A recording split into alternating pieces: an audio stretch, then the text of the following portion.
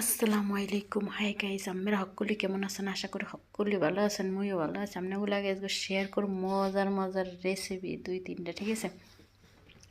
দেখেন, প্রথম আইসি হইলো পেঁজু নিয়ে, ঠিক আছে? পেঁজু মানে মানে রোজা খাই না, রোজার মধ্যে কোনো ভাজা পোড়া খাই না, রোজা ছাড়া খাই।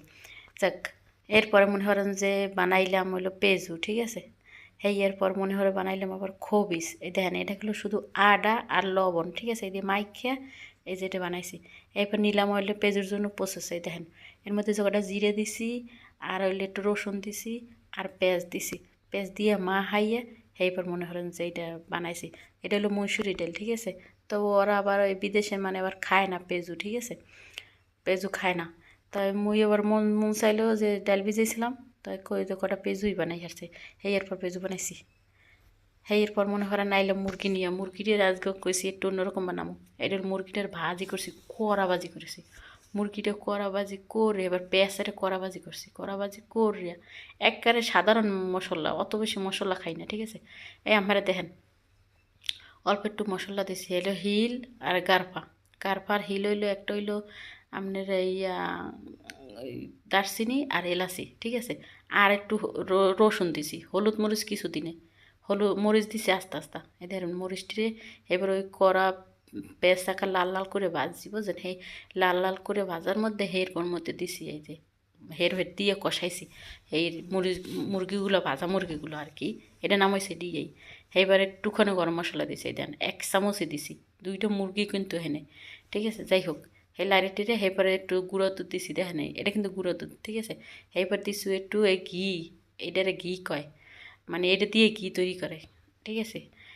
পরে কতক্ষণ পরে যে দেখেন, আসলে কিন্তু অনেক মজার হয়েছে, ঠিক আছে? খাইয়া ওরা সবাই কইতেছে, পিসিটা আবার বেশি পছন্দ করে এগুলো। তাই খাইয়ে প্রথম মনে করছে যে মজা লাগবে না। এখন যেই কয়টা খাইছে, খাই দেখে কি অনেক মজা। পাতিলে কোনো ছিলই না, অল্প একটু ছিল। একটু দুধ দিয়েছি, দুধ দিয়ে এবারে কতক্ষণ জ্বালাইছি।